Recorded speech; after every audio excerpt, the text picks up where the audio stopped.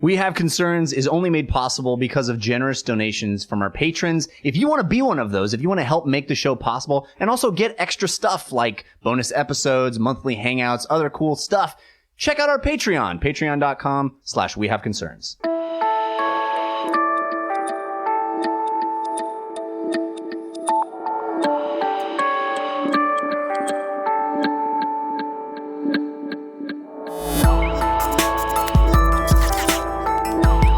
Probably will not be using my one Hannibal reference per episode anymore. I'm actually kind of sad for you. Yeah, I would like to ask that you give up dad jokes in solidarity. That's not how that works. Okay, this is We Have Concerns. Hi, Jeff Canada. Hi, Anthony Carboni. Hello, concerned citizens. Hey, I got a weird story for you. This is fascinating. We got a weird one. A weird one from the Weird File. Jeff and Anthony in the morning. We got a weird story for you for your drive time. Don't worry about it. We get traffic on the 5s and 10s. Wow. This was sent in. You can't see this lady, but she's hot. She's so hot. It's morning radio. Yeah.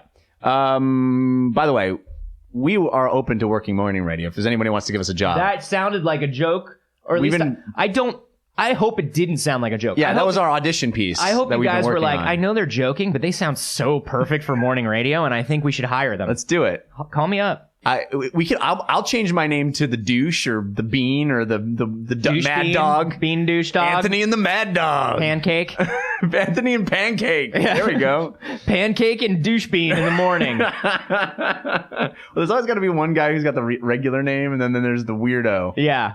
Anyway, so this was sent to us by Lisa Fountain. Lisa has sent us some great stories in the past. She's awesome. She sent it to wehaveconcernshow@gmail.com. She could have also used our subreddit, which is wehaveconcerns.reddit.com. What she didn't do was use Twitter. Well, that's because she's smart. Yeah. Twitter stories are like cherry blossoms in the spring. We see them go by in our feed. They're beautiful. They're beautiful, and we want to click on them, but we're probably doing something else, and then they disappear. Ephemeral. Yeah. They go away. This is a story about a couple of parents who were trying to conceive and having difficulty on their second child. Mm-hmm. And so they went to a fertilization clinic. And by the way, I didn't know what this particular kind of insemination has going for it, but the way they describe it, it says it involves washing and concentrating sperm. How do you concentrate sperm? Like take multiple sperms and like fuse them together? Concentrated sperm. By the way, if you're a sperm washer, is that the worst job in the world? Well, okay, so sperm there's the liquid part of the sperm that is the transference device, right? And then there's the actual like little dudes, little swimmers. I'm using a lot of scientific. Try to keep up, everybody. Yeah, I mean, I'm sorry if I'm moving too fast.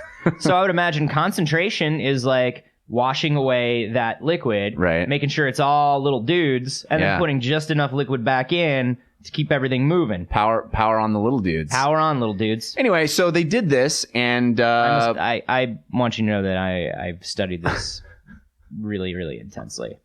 You should see Anthony's actually wearing his Power on Little Dudes t-shirt. Power on now. Little Dudes, and it's just little sperm with one little fist raised. Yeah, they all have headbands. Yeah, and it's pretty amazing actually.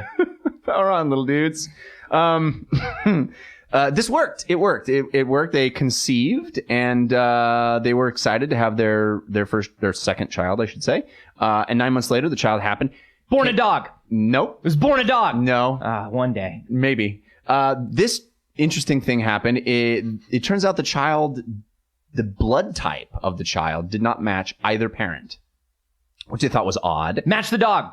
It didn't match the dog. Okay. It has nothing to do with dogs. All right, go on. This story. It's fine. I'm sorry. Okay. So they did a paternity test, and it came back that the father wasn't actually the father. But they knew he was the father because they concentrated his sperm and shot it into her. What if? It wasn't the dog. I'm going to tell you right now. Okay. So, but hear me out. Okay. What if it was like one of those hilarious movies where a guy has to pass a piss test and this guy... One of those hilarious movies? Yeah, where like a guy's like... Piss test 4, still pissing? Still pissing. Hey, everybody! Welcome to the morning radio. We got in the stars of Piss Test 4. Hey, what's up? It's real nice to be here, Pancake. Yeah. Tell us about still pissing. All right. Well, the guys after Piss Test 3, they went to the Olympics, and they won the gold medal in the decathlon strictly based on a stirring speech they gave at the very end about how they're not so different from everybody else.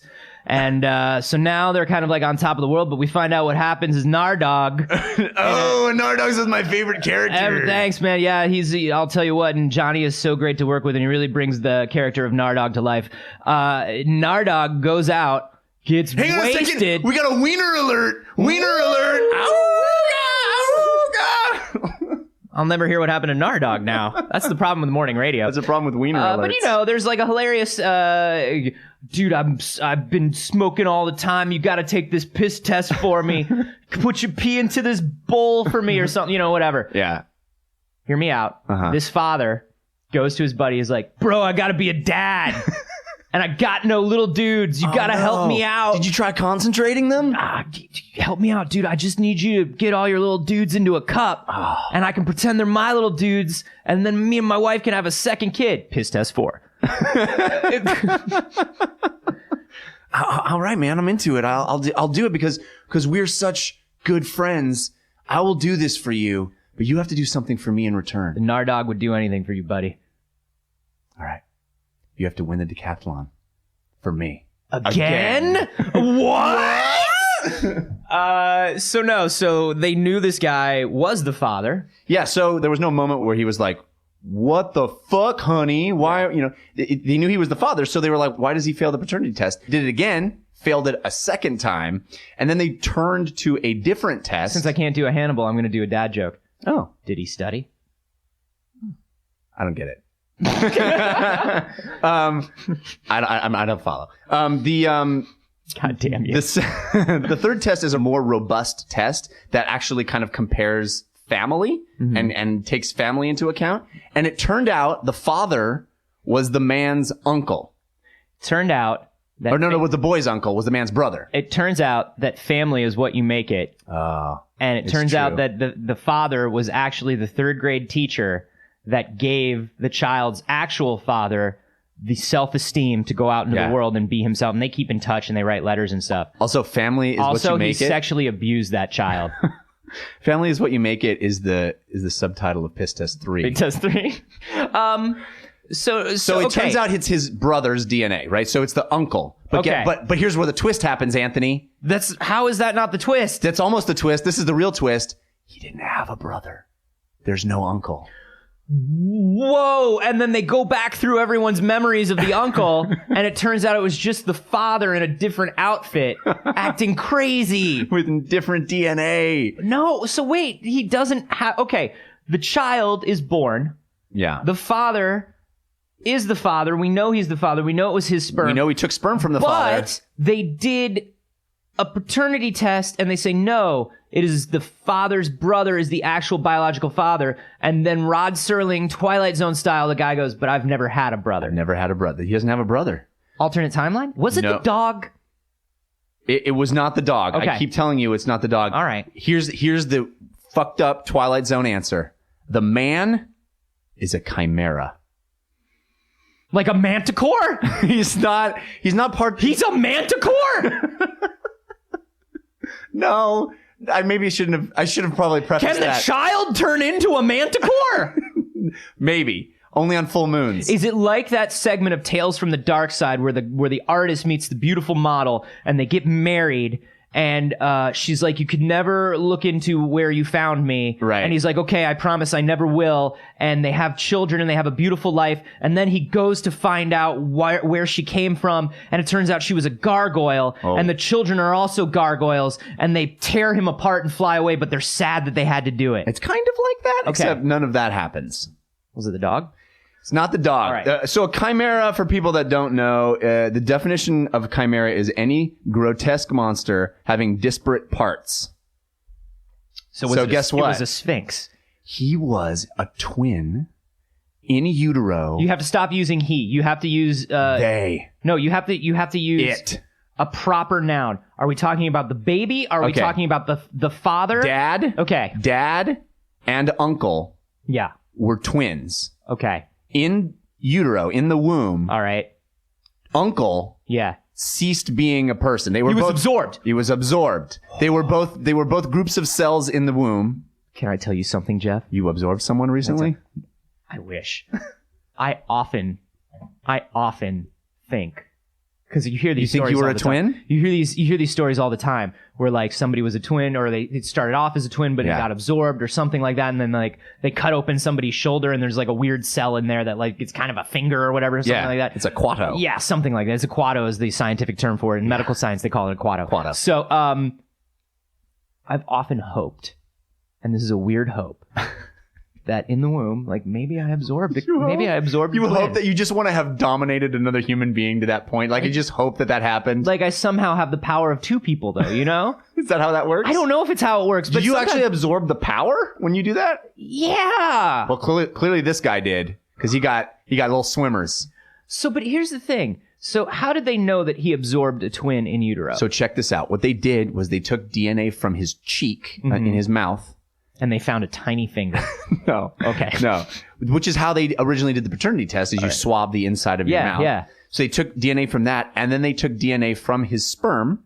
Okay. And they compared the two, and they were from different people. And then they put the sperm in his cheek. Oh, that was... They were like, we'll put it back. Gotcha, Nardog. Nardog, classic Nardog prank. So wait, so they were from different people. The sperm DNA and the cheek DNA were from different people. How? Because from the waist down, he's his brother. No. Not really. That can't be. Yeah. That's kind of how it is. No. I mean, not from the waist down. That's a little oversimplifying. Yeah, but like... But it says they found a major genome accounting for roughly 90% of the sperm cells and a minor genome that only represents 10%. And the major genome matched up with the cheek cells, but the minor genome was consistent with the child's DNA. So, but does he have a major and minor genome throughout his entire body, or just is one part of his DNA, is one sequence of his DNA, the DNA that actually creates like the reproductive part of him, is that like, does that not match the rest of his DNA? Yeah, like, because it doesn't match the cheek cells. So it's only 10%, and it's in the part that gets passed on to the child. So it just, those 10% of swimmers just happen to work out that time. But where are they getting that different genome from? From the subsumed brother. So that's what I'm saying is like on a larger scale, we all have our genome, right? We have our DNA. We have our helix. Yes. Or our double helix. Right. Does part of his double helix just not match? Or is there a second smaller offshoot somewhere? How? That I can't answer. I do not know. Are you sure he's not a manticore? He's a chimera. He's the fusion of two people. He's a living chimera who birthed his brother's child. Does this mean he will never have a child of his own? Whoa. That's crazy, right? Think about this. Every child he's having, he is paying for absorbing his brother's power now. This is the curse of having the power of two humans. Right. You know? Because now he has double the power. Right. And all he wants is to pass that power along to his offspring. But he can't. And even worse than that. In a curse, he is forced to spread the DNA of the weaker sibling. And guess what? The child, when it grows stronger, it will destroy him. It will eat him. It is destined to destroy him. And to avenge. Science is amazing. It really is. It really is. Especially when you view it through the prism of our total lack of understanding. Yeah. That makes it even better. You know what's really the best part of the story is all the misinformation we've injected into it. Sort of like a second minor genome. Yeah. 10% of everything we say is horse shit. So this is fascinating. So do they say anything about how common they think this might be? No, there isn't any reference to that. I think it sounds pretty rare because this is the first time anybody's ever done this kind of testing. So what made them leap to, so you find two different kinds of DNA, right? Right. You're sitting there, you're looking at the two, you're looking at spit and sperm, spit and sperm, spit and sperm, and you're just going back and forth, and you're like, they're different. At a certain point, they just look the same. They just look the same, everybody. So you're just going back and forth, and you're looking at it. How do you go, okay, what clearly happened was he absorbed a twin. Like, that has to be what happened. I would love to know, like, where they got that. I mean, I think it's a hypothesis, certainly. Yeah. There's no way to prove it, but it's the only thing that makes sense. And they say that it's fairly common, as you said, for twins to start out as twins. And it's not like maybe people have the wrong impression in their head. It's not like some of those stories where there's like 2 full-grown fetuses and one dies. Or Yeah, something. one creates like a little shiv. And just stabs him. Yeah. Oh, that's not good. Especially when you see that. You see that in the ultrasound. It's really creepy because it's all like black and white and kind of pulsing. Is that the dagger from The Shadow? Oh, I don't know. It looks it a like, boy or a girl? It could be the dagger from Uncharted 3. I think they're the same dagger. I think you're right. But no, it's not that. No, that only happens about 15% of the time. yes. I like when we do ones that we clearly can't wrap our heads around. Yeah. But no. What actually happened in this case was that the twins were never more than, well, not. One of them was never more than just a grouping of cells. Sure. So it didn't grow at any point. It subsumed very that's early very on. dismissing of that twin's abilities. It's just a few cells. It's not really that important until he shows up in your nuts. That's what happens to the younger child, you know. Is there's way more nurture in the you know, people are like, oh, first child, we got to really take care of. Second child, just a group of cells. Just a group of cells. And that's how they wind up getting subsumed. Be fine. So this happens quite, like you said, this happens quite often because it's all just a matter of like cells splitting, dividing, reproducing. Right. That's how we get twins to begin with, is like things divide like crazy. And so it kind of happens and they get reabsorbed. But I'm just fascinated in the scientific freaking detective work that went on. Yeah. Where they were like, no, it turns out you had a brother and you absorbed him. What up? I'm the best scientist. I picture them like just him saying that, like the team saying that, and then all of them just pushing off in their rolling chair and staring as they went backwards. Like, we found out. Boom. Boom. I think it's more like they were all in the drawing room. Yeah. And they had been summoned to tea. This is a Poirot situation. Yes, and they all were sitting around looking at each other askance, trying to decide who was the father. And then Dr. Poirot stood up and he twirled his mustache and he said, I have something for you to consider. And then he went through all of the data that he found and he went, and so what I have determined is it was his own twin. And they all drop their very, very expensive china. Yeah. And it shatters on the ground, spilling tea everywhere. Yeah. And then But they're all sitting perfectly still and they're kind of wide-eyed. Yeah. And the most any one of them says is, oh my. Oh. Dear. Yes. And Poirot, it gets another promotion to special. I guess God King, because there's nowhere else for him to go, right? Like, how do they keep giving him so many promotions? Yeah. I feel like they always end with Poirot getting a promotion. Yeah, he gets God King, and then really he becomes the Watcher of Earth 626 at the end of one of them, and I'm just like, what happened? Yeah, it's literally the only place he had left to go. I've never really considered how much the Poirot looks like the Watcher, but goes up to Anti-Monitor eventually, and shit just gets really weird. Yeah. I love shit like this. This is awesome, right? And it's kind of crazy. Like, I do wonder what this dad feels like now. Where it's just if it's you, do you feel less of an attachment to the child, or is there maybe kind of part of you that's like, here's a connection to a brother I never had? I would super feel guilt, I think. Really? Every time I looked into that child's eyes, I think I'd be like, you look just like the man I ate. And I don't know how I'm going to raise you as my own. You look like that man that I devoured. And I never even saw him. It was dark. And I was only half formed. I was so hungry. I was so hungry. I don't know. How do you guys feel about this? If this happened to you, would you feel like, I don't know. Would you feel like son? It was yours, is it any less connection, or is it this crazy link to a family that you never knew? That's kind of wild, right? Yeah. Ladies, would you feel like you had a cool threesome? How does this like an in vitro threesome? The least sexy threesome. Hey, I don't history. know. Let me tell you something, man. There's some non-sexy threesomes out there. Well, that's true. You know, at least this one is scientifically. This is a threesome on the cellular level. This is wow, hot, baby. Yeah. I want you molecularly. Yeah, how do you guys feel about this? How would you feel if this happened with you and you had a kid? Let us know. You can hashtag those Nardog. That's GNARDOGG. Yeah. Nardog. Be careful with that hashtag or else no one will be able to find it. Yeah. You really want to tap into the Nardog community. And I'm at Jeff Canada. I'm at A Carboni.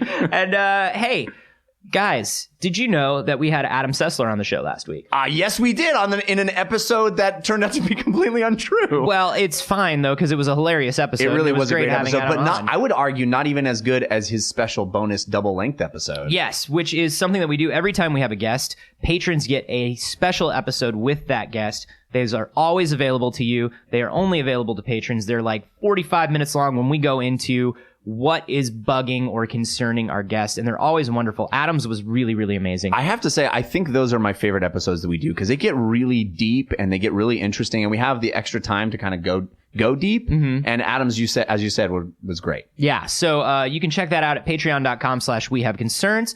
If you don't support the show yet, if you're not a patron, that is the only way that we make money on the show. It is the only way we support the show, get new equipment, go to conventions, do live shows. It's how we do all the things that we do. So you get something out of it. We get something out of it. Go check it out. Patreon.com/wehaveconcerns.